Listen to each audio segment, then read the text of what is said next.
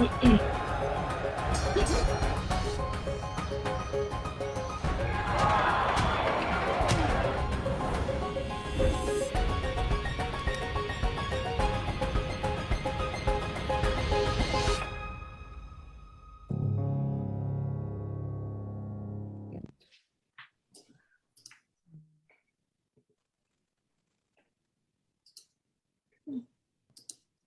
happened?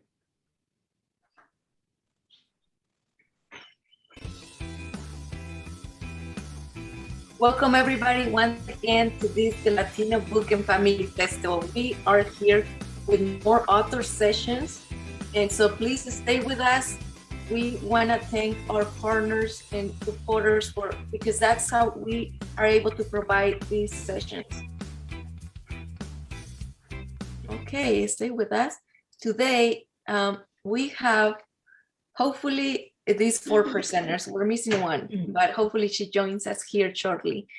We have Isabel García Cintas, Mayra Ortiz Padua, y Álvaro Ramírez. Cecilia might join us later today. Okay, welcome everybody. Welcome. And we just had another session like an hour ago.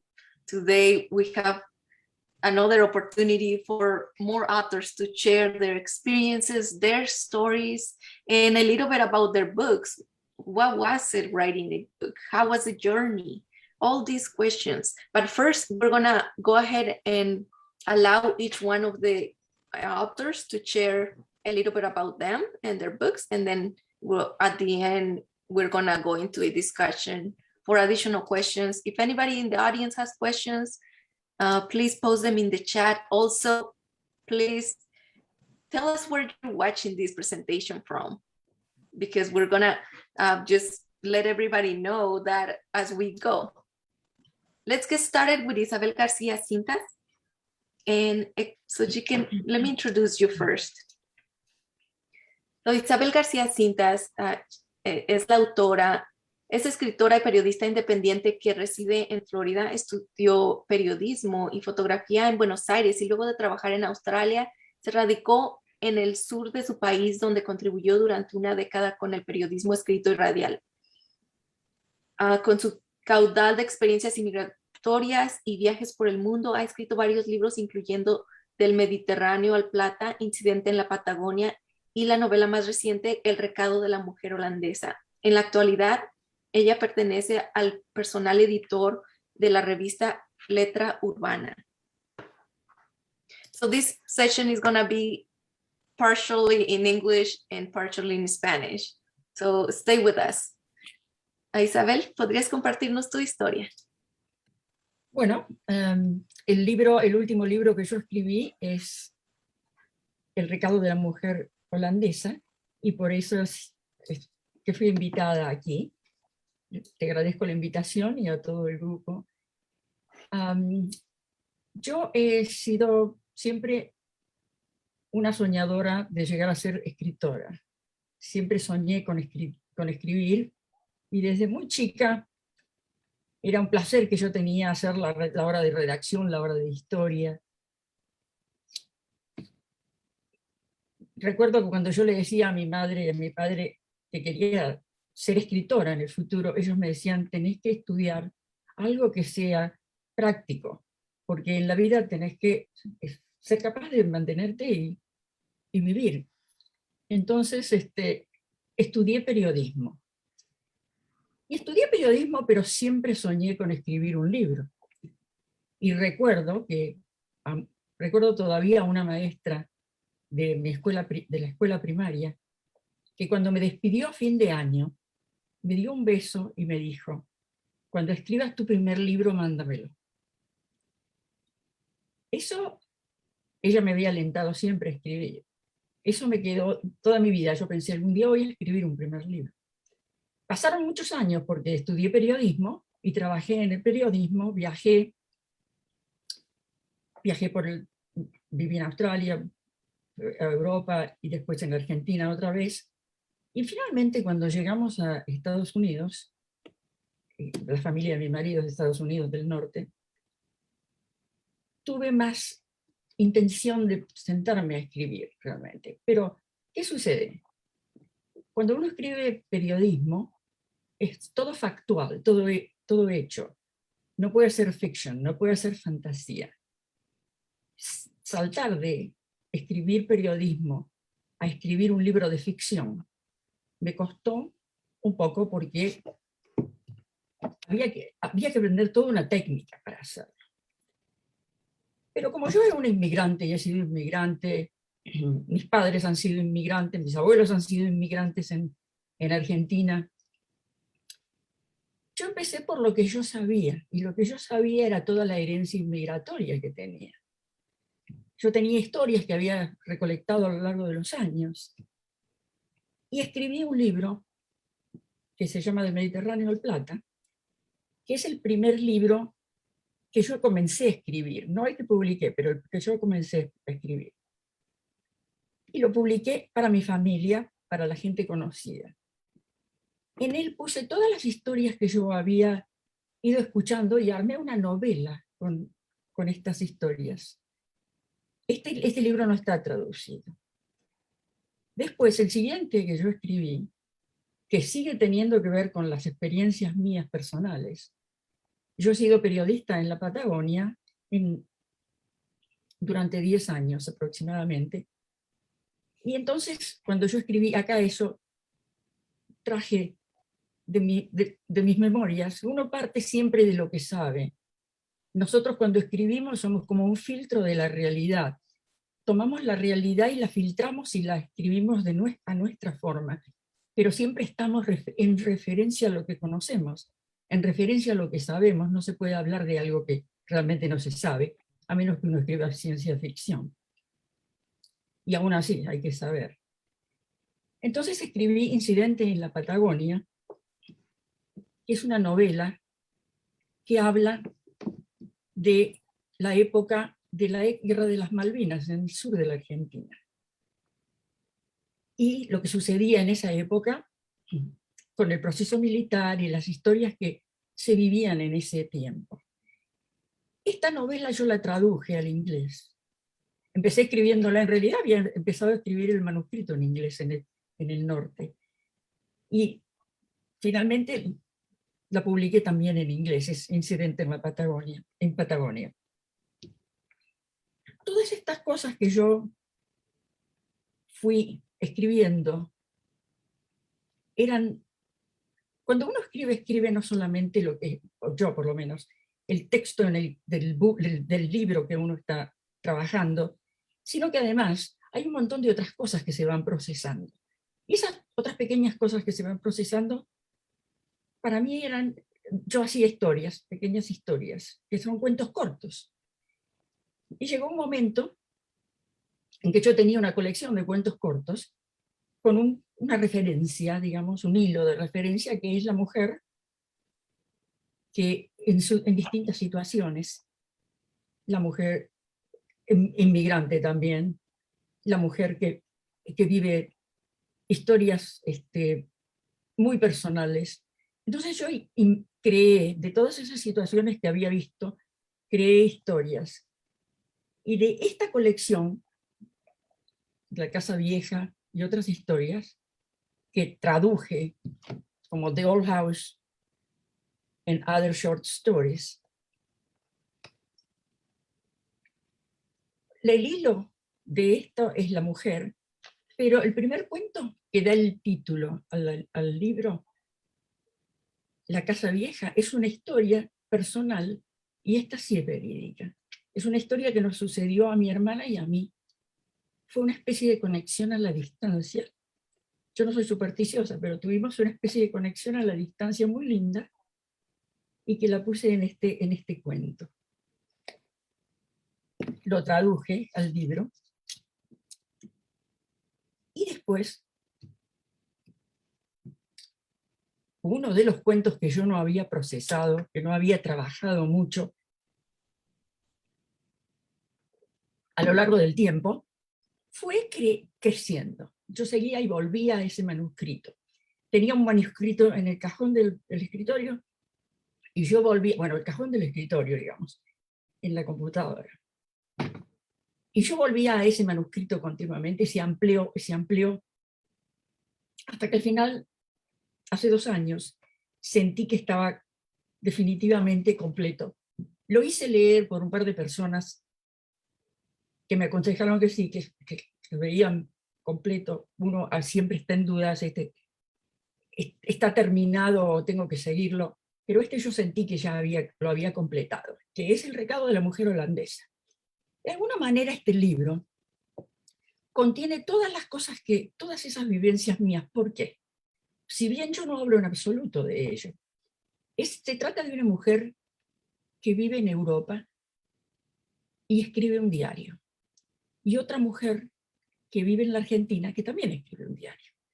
La mujer que vive en la Argentina regresa a su país después de trabajar en otro lado y va a recuperar su material y se encuentra con que en una caja hay un libro antiguo, le dan una caja de revistas viejas y le dicen, si te interesa, encuentra un manuscrito, que es un diario personal que se escribe desde Ámsterdam en 1940. Y ella lo toma. Y ese libro, ese diario, ella lo pasa a su propio diario.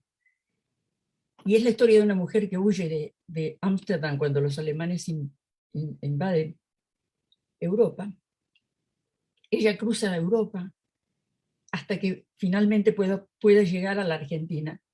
Pero en todo este trayecto hay toda una historia de suspenso, que no voy a decir el misterio, que hay un misterio. Hay un poquito de místico, en el sentido de que está pasando algo que nadie entiende muy bien cómo, y hay una historia de amor muy importante que trasciende el tiempo. De manera que aquí puse también el tema inmigratorio, el tema de los sentimientos de la gente, de cambiar de lugar, cuando el hombre siempre se ha movido, el hombre siempre se ha movido desde que salió de África, pero nosotros tenemos como un instinto viajero, un instinto de conocer, un instinto de ver otros lugares y radicarnos en otros lugares. Y eso lo acarreamos todos, algunos más o menos. Hasta los que no lo tienen mucho, tienen un instinto viajero de pasear, de conocer. De manera que siempre tenemos un poco una especie de búsqueda. Y esa búsqueda hace que el inmigrante viaje, y que el inmigrante, por razones de elección o de necesidad, llegue a otros lugares. Pero trae una riqueza, porque al traer lo que él trae de su propio país, de su propio lugar, suma a lo que está ahí. Y entonces se va creciendo, y lentamente en la historia, lo que está ahí además va a emigrar un día, porque es así. Y vamos a enriquecer otros. Y es un proceso muy interesante, y es un proceso muy, muy rico, muy valioso, que es en esencia todo lo que somos todos, porque no hay nadie que no sea inmigrante de algún lado. Si nos vamos a las raíces, de alguna manera el hombre salió de un continente que no es este, y en este momento pobló todo el globo. De manera que la inmigración para mí es un tema muy rico, es un tema que sigue dando pie para mucho. Y eso es lo que soy yo. Soy una periodista que en este momento escribe, y que escribe sobre temas como ese, el crecimiento personal a través de la evolución. Y la evolución también implica emigrar y vivir con gente que inmigró. En este diario, en este libro, la mujer que escribe el diario es una inmigrante. La mujer que recibe el diario es una hija de inmigrantes, porque vive en la Argentina somos todos inmigrantes. De manera que yo creo que esta es mi pequeña contribución, como veo yo este tema tan vital e importante para mí. Creo que, no sé si quieres darle la palabra a alguien más, porque me puedo haber excedido. Ana. Todo está bien, Isabel. Thank you, thanks a lot. Just to reiterate very quick, Isabel is a journalist, and she was telling us that it was very difficult to write a fiction book after writing journalism. And also, you know, if you want to start something, a key point that she mentioned at the beginning was that you want to start from the beginning, not with you want to start the beginning with what you already know. Yes, that's what it is. We basically know, and we basically can pass through what we know. There is no other way to write. Writers are the filter of reality, the reality that they live. Yes. All right. And we're going to get into a little discussion afterwards. Let me go into our next presenter here today, Mayra Leticia Ortiz, and then we go with Álvaro. Okay. Let me introduce Mayra Leticia Ortiz Padua. Ella es una autora, speaker, coach y conferenciante y storyteller. Tiene un bachillerato en educación preescolar y elemental y una maestría en educación ambiental de la Universidad de Ana G. Méndez. Posee estudios posgraduados de la Escuela Literaria de España en creación literaria. Preside la Fundación Ecológica Pro Ambiente del Caribe. Se desempeña actualmente como profesora de español en el Colegio de La Salle de Bayamón. Entre sus libros incluyen Luna Musical, La Corona del Santo Rey, entre otros. Mayra, ¿podrías contarnos un poco sobre ti, un poco sobre tu desarrollo como autora y tus libros? Hola, buenas tardes a todos desde acá, desde nuestra pequeña isla del encanto, Puerto Rico. Quiero agradecer primeramente, ¿verdad?, a Latino Books Award por crear estos espacios tan necesarios en todo el mundo, no solo para unirnos a través de las palabras y las letras, sino para darnos a conocer y dar a conocer nuestras historias que tanto placer nos producen, ¿verdad?, así como a Isabel y a todos nuestros compañeros escribirlas, ¿verdad?, porque son parte de nuestra, ¿verdad?, de esta vida. Pues he publicado, sí, varios libros, muchos de ellos han sido expuestos a nivel internacional, local, se encuentran actualmente en mi página de Amazon y mis páginas en Facebook e Instagram, pero quiero, ¿verdad?, hablarles un poquito de los libros, de los 2 cuentos infantiles con los que participé este año en el Latino Book Award. El primero es La Corona del Santo Rey. La Corona del Santo Rey, debo decir, es una historia infantil que toca la tradición puertorriqueña y lo que es la fiesta de los Santos Reyes, la relación muy particular y muy hermosa de un niño y su abuelo, quien lo ayuda a creer en ese poder, ¿verdad?, de la fe, de que todo es posible cuando creemos. Toca temas relacionados al acoso, al bullying, al famoso bullying, las relaciones de familia entre los abuelos que son tan inspiradoras, ¿verdad?, y que nos ayudan a conocer los relatos. Y es la historia, la hermosa historia, ¿verdad?, de un niño que se queda despierto durante la noche a esperar a los Santos Reyes porque le dicen que los reyes no existen. Y ese día decide esperar los despiertos. Para su sorpresa, solamente llegan 2 en lugar de 3.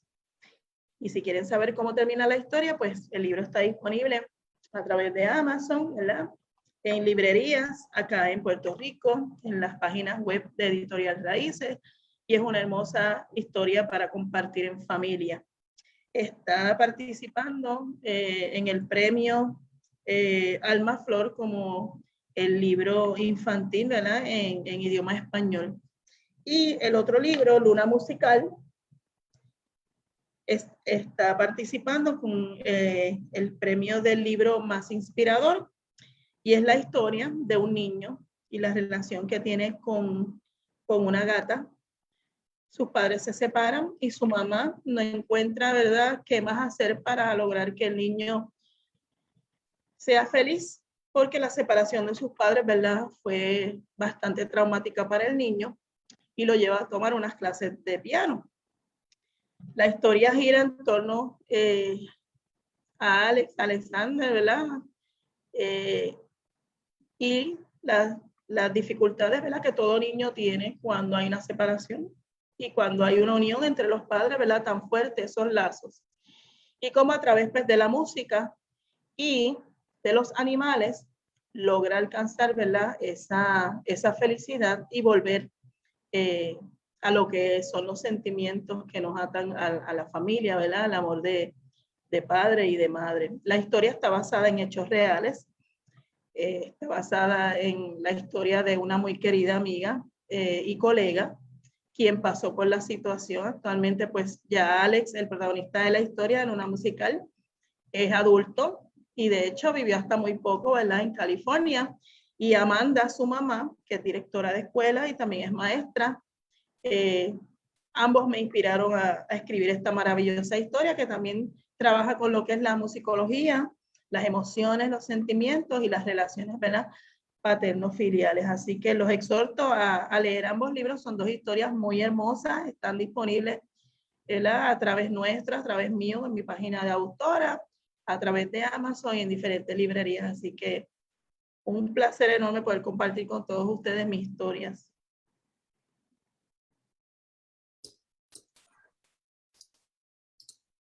Gracias por estar aquí, Mayra, y todos ustedes. And so I just want to mention again that this session, it could be, it's optional for the authors to speak in Spanish or English. The three of them are bilingual. If anybody has questions, you can ask them in either language. Okay, Alvaro, you have the choice to speak in Spanish or English. My introduction is in English for you, but you have the option. Ahora vamos con Álvaro. Déjenme y lo introduzco. Okay. So Álvaro Ramírez, he is originally from Michoacán, Mexico. He migrated with his family to Ohio as an adolescent.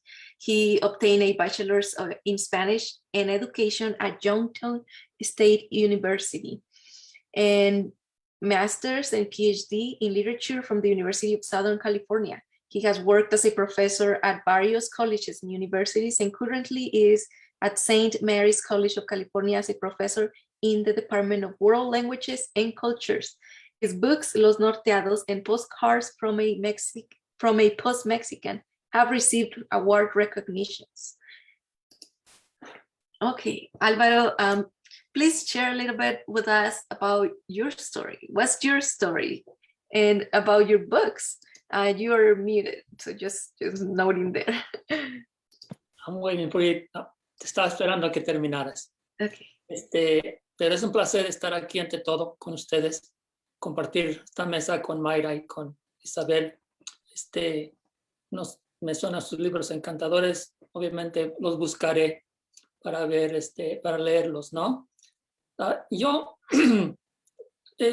como en la introducción que dio Ana, soy de Michoacán.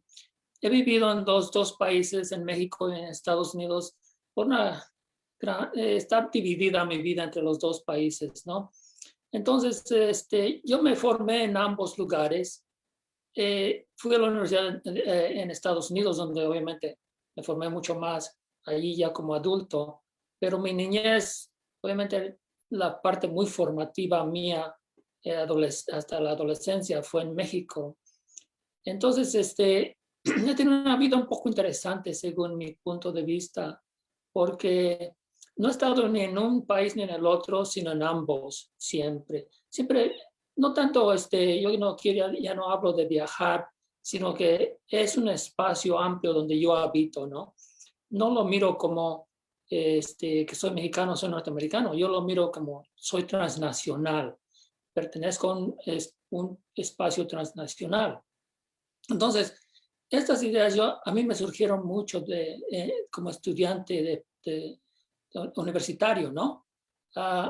Allí yo empecé a estudiar muchísimo la literatura latinoamericana, española.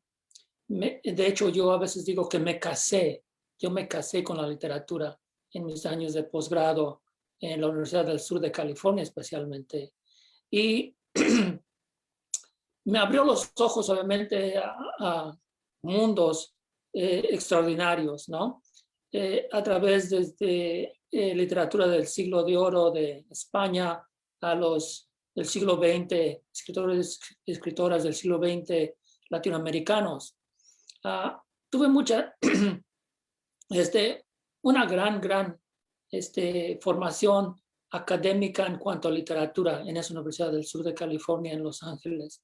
Y lo interesante para mí ahí fue que también empecé a explorar espacios culturales, ¿no? Porque empecé a verme, ya no solamente, como digo, ya no me miraba tanto como un mexicano o como norteamericano, sino como un hombre, una persona transnacional.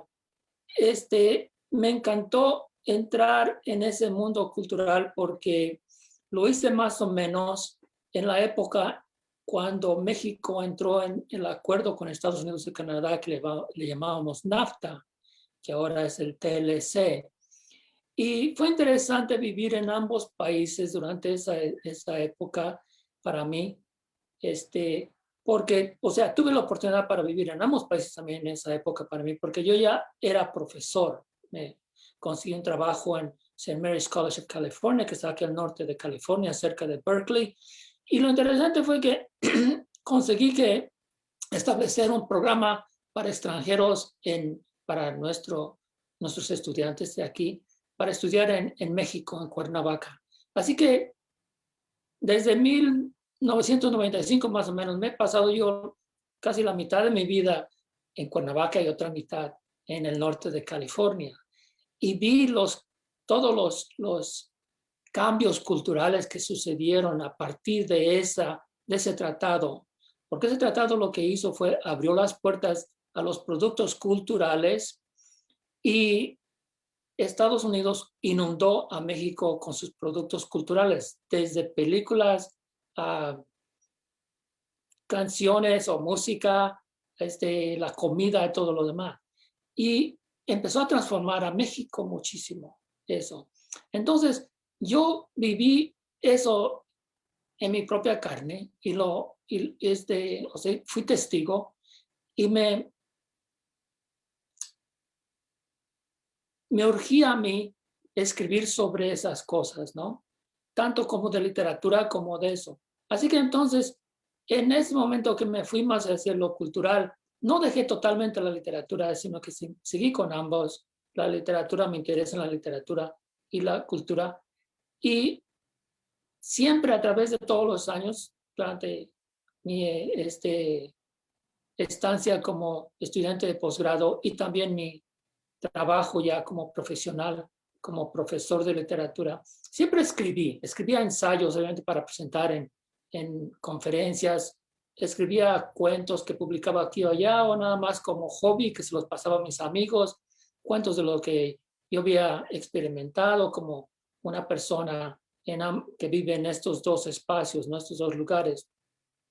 Y finalmente, obviamente, llega un momento cuando uno se llena tanto que empieza, digamos, a hervir, digamos, la olla, empieza a hervir mucho, empieza uno allá que tiene uno que sacar algo, ¿no? Y el primer libro que escribí fue sobre las experiencias de la gente de mi pueblo en Michoacán, que es un pueblo muy, muy pequeño, digamos unas 1,000 personas, 1,500 personas habrá ahorita en ese momento.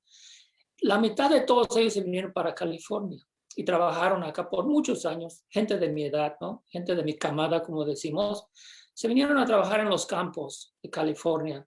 Yo en un año también vine a trabajar con ellos porque quería experimentar ese mundo, quería ver de qué se trataba. Vine y trabajé con ellos en el campo piscando una fresa, piscando jitomate, piscando pepino, piscando frutas aquí en el Valle de San Joaquín. Y entonces, lo que yo vi ya en un momento más maduro, ¿verdad? Que en la literatura había muchísima literatura de la experiencia mexicana en California, pero se centraba mucho más en la experiencia chicana, o sea, de los mexicoamericanos. Y había muy poco escrito sobre los migrantes mexicanos que se habían venido de los pequeños pueblos de Michoacán, los campesinos, a trabajar como campesinos también acá en los campos de California. Y esa experiencia obviamente para mí era muy importante porque era mi experiencia de alguna manera, porque mi papá había sido bracero también. en los 40, 50 y 60, ¿no? Entonces, yo decidí que iba a abrir ese espacio, lo que yo llamo literatura transnacional, donde escribo yo esos cuentos en un libro que tengo aquí que se llama Los Norteados, ¿no?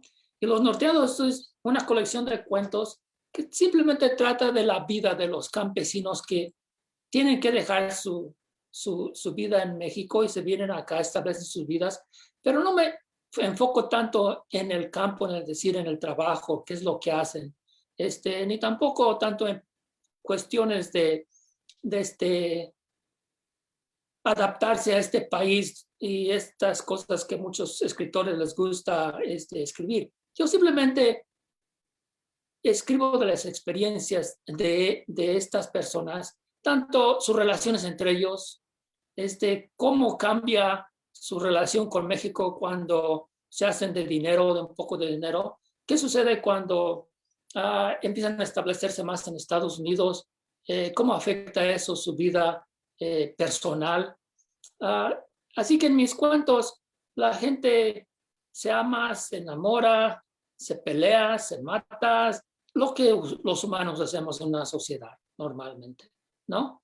Entonces no quiero decir que no quiero que esto suene negativo, sino simplemente quiero decir que es la vida de los nacionales mexicanos que viven en Estados Unidos, pero aquí yo les llamo transnacionales, y es su vida nada más, es como un espejo que yo pongo ahí y digo, esto es lo que somos nosotros. Muchas veces no nos interesa tanto la política a nosotros porque pues estamos aislados en otro mundito donde no entra tanto la política norteamericana y mexicana. O también puede ser cuentos de personas que, cuáles son sus relaciones fuera del trabajo, ¿no? Cómo intervienen en las vidas uno y el otro. Entonces, simplemente son, como digamos, vignettes, ¿no? De la vida normal aquí.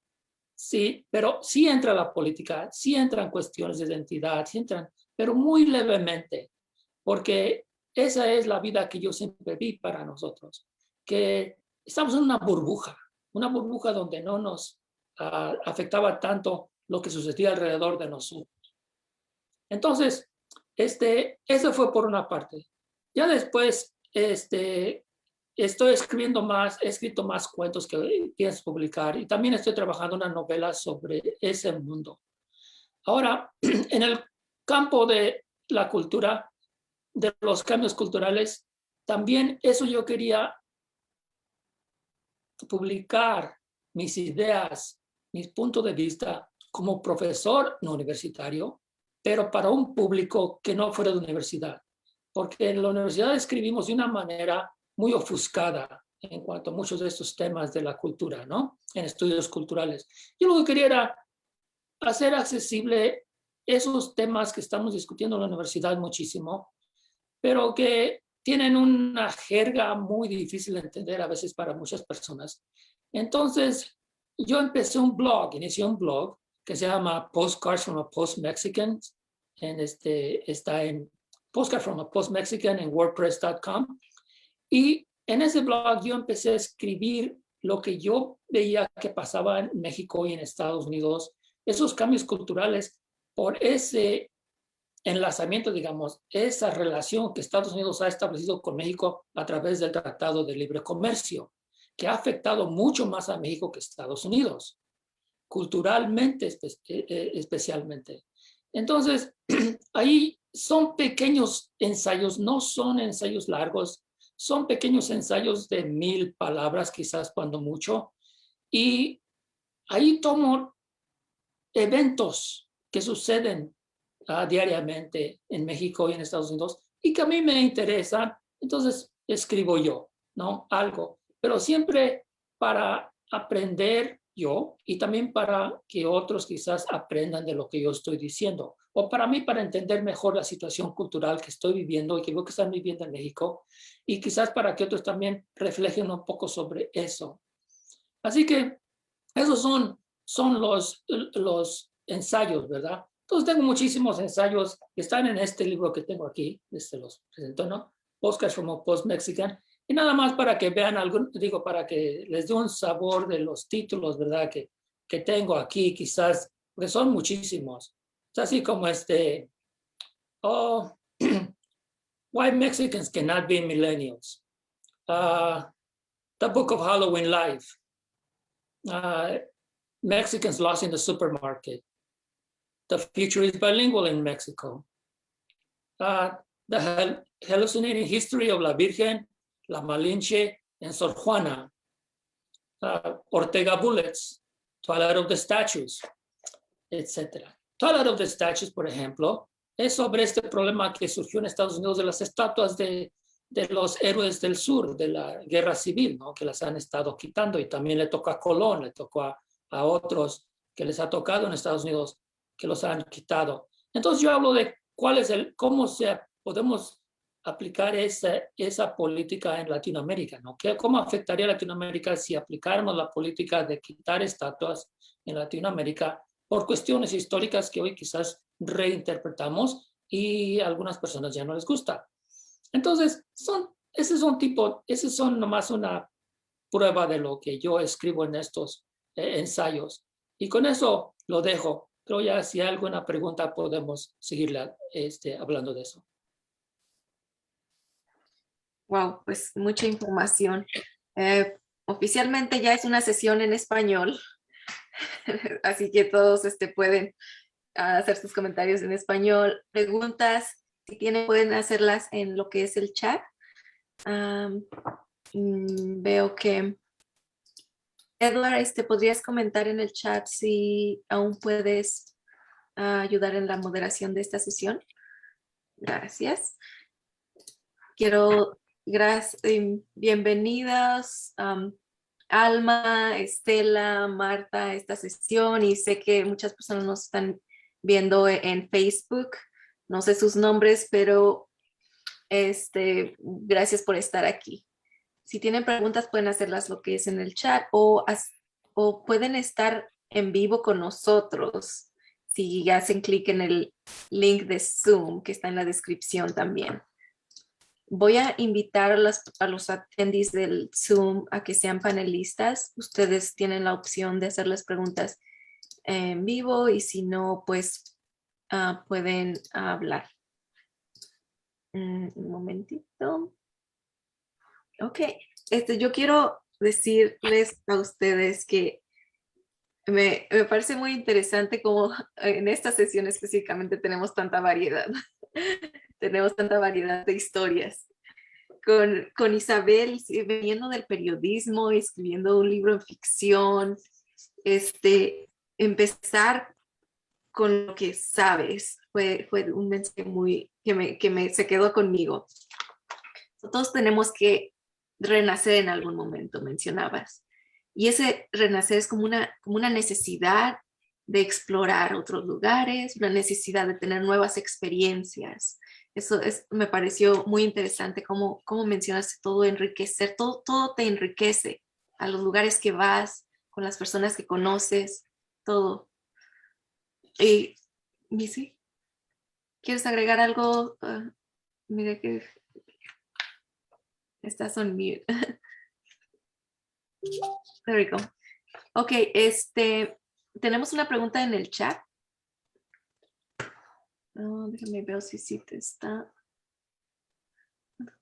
Ok, ¿cuánto tiempo lograron terminar sus libros? Vamos a empezar. Isabel, ¿quieres empezar? ¿Cuánto tiempo te tomó o te toma escribir un libro? Tienes varios libros escritos, pero ha de ser un tiempo muy distinto para cada uno dependiendo las novelas o cuentos. Oh, estás en mute. Necesitas. Oh, aquí estoy de nuevo. Perfecto. Sí, cada libro tiene un tiempo específico. El tiempo que se necesita para hacerlo, para revisarlo, madurarlo y después darlo al mundo, ¿no? Hacerlo conocer. Este libro, el que habla de los inmigrantes de Europa, y esta foto que está en este libro, es la fotografía del barco en el que mis abuelos españoles trajeron a mi padre cuando tenía 5 años a la Argentina. Lo encontré en internet y copié la foto del barco, porque era una foto antigua, y lo usé para la tapa del libro. Este libro me llevó bastante tiempo porque fue tomar todos los apuntes y hacerlos ficción, convertirlos en un cuento. Cada capítulo de este libro es una especie de, si bien habla de la misma familia, de las mismas 2 familias, pero es una especie de historia individual. Y esto llevó varios años. Yo creo que estuve escribiendo este libro porque no tenía mucho tiempo. Creo que estuve 3 años escribiendo este libro. El otro, uno que me llevó mucho menos tiempo fue Incidente en la Patagonia, porque eso es más corto, pero me llevó doble espacio porque lo traduje, entonces al traducirlo se convirtió en 2 libros. Este libro me llevó aproximadamente un año y algo, cerca de 2 años. Y por último, La Casa Vieja eran todos cuentos que yo tenía hechos, de manera que el día que los recopilé, lo único que tuve que hacer es revisación y ponerlos en el volumen. Yo hago todo mi diseño, las tapas las diseño yo. Esta es una foto antigua que sacamos en la ciudad de Bariloche de una casa muy vieja y la convertí en parte de la tapa del libro. Acá está la misma foto en otra versión. Y este otro también me llevó mucho tiempo porque es un manuscrito que estuve trabajándolo y dejándolo, de manera que they take their time, they have a time. Every book has its own time. The maturity that you do, everything that you put in there, the corrections, the things that you take out and you put again. So every book is different. ¿Qué tal fue para ti, Álvaro? Y después vamos con Mayra. Sí, para mí es diferente, obviamente, para todos, ¿verdad? Postcards from a Post-Mexican, obviamente, yo sabía que estaba escribiendo el blog, pero yo sabía que lo iba a compilar más tarde, que todo lo que estaba escribiendo iba a ser un libro, ¿no? En el futuro. Y así que me tomó un par de años, más o menos, poco más, para compilar tener suficiente para publicarlo en forma de libro, ¿no? Pero yo sí tenía ya esa idea de que iba a hacer eso. De hecho, desde los primeros blogs que saqué y empezaron a gustar, me di cuenta que podía ser un tipo de libro donde pues yo lo iba paulatinamente ir formando, ¿no? Y excluir lo que no me gustaba y incluir lo que sí me gustaba. Los cuentos sí, también los fui, me tomó un tiempo para escribirlos, pero no tanto porque yo no me senté a escribir los cuentos, ¿no? No recuerdo que fue Julio Cortázar o alguien que decía que él era un escritor flojo, porque él escribía cuando tenía ganas de escribir, ¿no? No se sentaba a escribir. Yo soy así un poco, obviamente, doy clases de literatura y a veces cuando estoy dando una clase de literatura me inspiro, leo algo y digo, debería escribir algo porque tengo en la mente algo, me hizo clic y quiero escribir algo. Entonces a veces me siento y escribo bastante. Pero sí hubo un momento en que todos esos cuentos yo tenía así como en embrión, tipo embrión, me senté, me tomó como unos 6 meses que los retoqué, empecé a no reescribirlos totalmente, pero sí a refinarlos y refinarlos.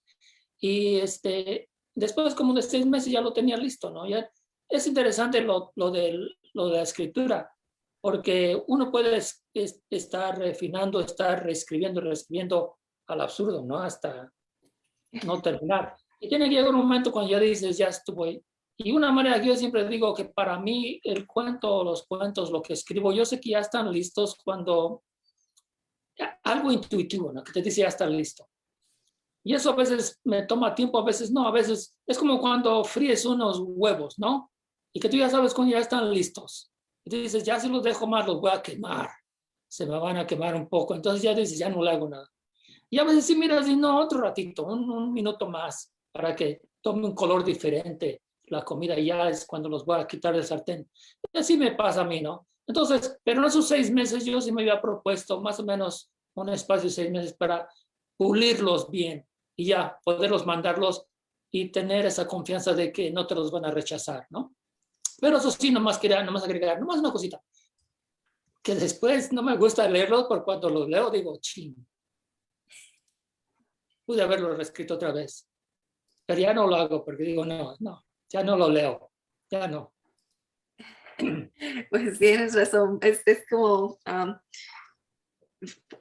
una vez escuché que decían, oh, una pieza de arte nunca se termina, but I think nada, como una historia también nunca se termina. Tal vez tenga un break, como que, oh, okay. A story never ends, like just like art.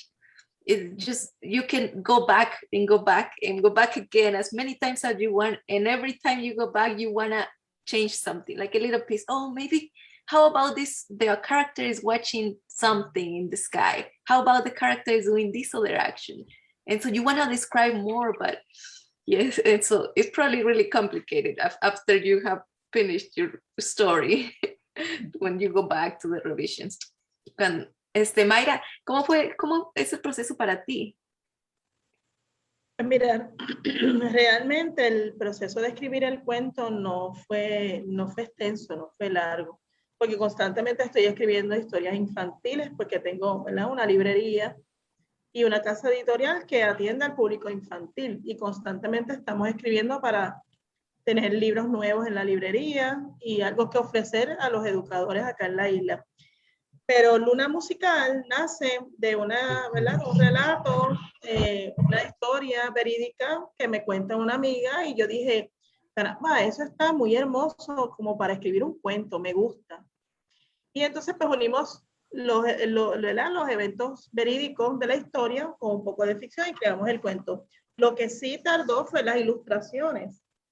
Como pueden ver, las ilustraciones, escoger las mismas, los detalles, esa lágrima en el ojo de Alexander, que es lo que los niños, ¿verdad?, observan, la lejanía del padre en la puerta, pues tal vez el escogido de las ilustraciones que fueran a la par con el texto es lo que más, ¿verdad?, tarda.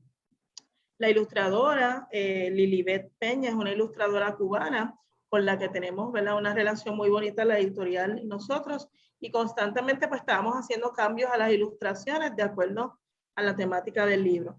En cuanto a la corona del Santo Rey, que también fue ilustrado, quiero enseñarles la imagen del abuelo, lo que tarda más son las ilustraciones, porque realmente la historia se escribió rápidamente cercana a la época navideña.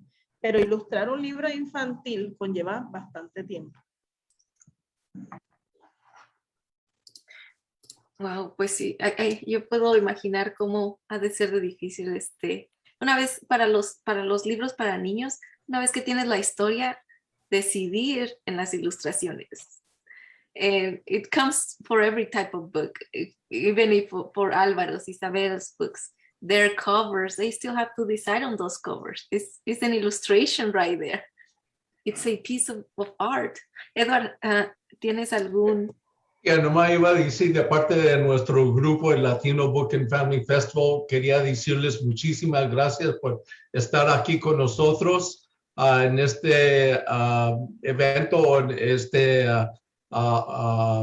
preview de libros de autores mexicanos o latinos. Especialmente a Mayra por el libro de niño. Mi programa se enfoca en libros de niños o para niños. Doy libros gratis y todo el tiempo estoy buscando libros para niños y libros bilingües. Les digo a todos, si tuviera fondos, yo dará puros libros bilingües, porque si no, ya sé si hablan inglés o en español o leen inglés o en español, lo pueden leer en su idioma y después ver cómo está escrito en la otra idioma. So, muchísimas gracias por escribir libros y por estar aquí con nosotros. Gracias, Edward, por tu comentario. And yes, I want to add that, well, actually, I want to add to what you said, Edward. quiero agregar a lo que dijo Edward, de agradecerles a ustedes por estar aquí, escuchar sus historias, escuchar sobre sus libros, sobre el proceso. Siempre nos abre la mente a nuevas perspectivas, otras ideas, qué es lo que otras personas han vivido. Y pues para las personas que no hemos escrito un libro, escuchar sobre el proceso nos da una idea de qué tal si yo escribo mi libro y cómo Ana. empiezo. Ujú. Ana, creo que eso que dijiste es muy importante, porque yo quería agregar para los niños o para la gente joven que siente que hay algo que lo oprime, que lo preocupa. Una técnica muy interesante es decirle que tome un lápiz y un papel y se siente y cuente lo que siente. Así se puede empezar a escribir, contando lo que uno siente, contando lo que te interesa o lo que te duele o lo que te gusta.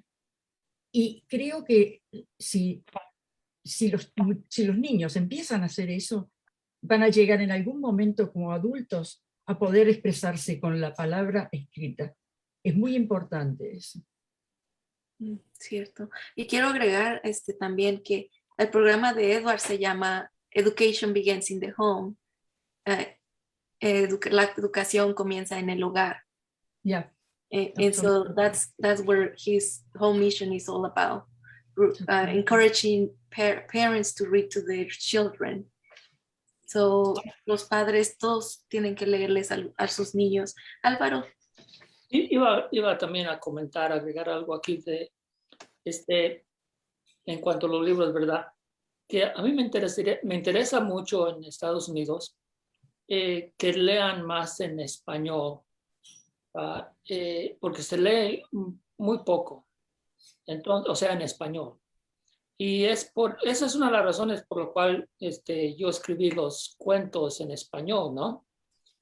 Primero porque los personajes hablan español y yo no podía poner a gente que conocí que se basa mucho en eventos de personas que hablan español y traducirlos al inglés, ¿no? Me pareció un poco raro hacer eso. Pero también mi idea era que yo quiero promover un poco la lectura, no un poco, sino mucho la lectura en español en Estados Unidos, porque si no, el español se va a convertir en una lengua oral, nada más. Y muy pocas, porque se va a perder la literatura. Va a estar ahí, pero no va a tener el nivel adecuado para leer. Y desde niños tenemos que enseñarles a leer en español. Y lo digo porque yo veo a los estudiantes que llegan a la universidad, ¿verdad? Y está cayendo el interés muy rápido. Y entonces, pues, gracias a Mayra y también a Edward, porque están promoviendo de cierta manera esto. Y me encantaría que los niños leyeran los cuentos de Mayra en Estados Unidos, que los leyeran en español. Y luego, obviamente, también traducirlos al inglés, ¿por qué no? ¿Verdad? Hay gente que queremos también, otro público queremos atraer. Mm-hmm. There is a campaign that we're promoting and it's all about that. Una campaña que estamos promoviendo es sobre decirles a los padres y a todas las personas que les lean a los niños, no importa el lenguaje en el que les lean. So it doesn't matter what language you read to your kids, just read to them. Because especially in the early years, that's when the most impact happens. Cuando uno les lee a sus niños cuando están jóvenes, crecen y les gusta leer. So, es lo que le decimos a nuestros papás, porque el nivel académico de nuestros niños ahorita es muy bajo y con la pandemia fue peor. So, y no nomás en español, pero en inglés también el nivel académico está muy bajo ahorita. Y cada vez que oigo los números, les digo a los papás, no son malos números, son horribles números que el nivel académico de nuestros niños. Y por eso les digo, léenles a sus niños cuando están chicos. Cuando crecen les va a gustar leer y cuando están en la escuela van a tener mucho éxito. Cierto, muy cierto, Edward. Ok, ¿algún comentario final? Ya estamos llegando a lo que es el término de nuestra sesión. Si alguien tiene alguna pregunta, if somebody has any questions in the chat, vamos a tener una segunda sesión ahorita. So, en la misma programación vamos a tener una segunda sesión. Esa sí será en inglés. We're going to have another session. This will be in English. So it's going to be here on Zoom and Facebook. You don't have to go anywhere yet. Any final thoughts de nuestros autores que están aquí?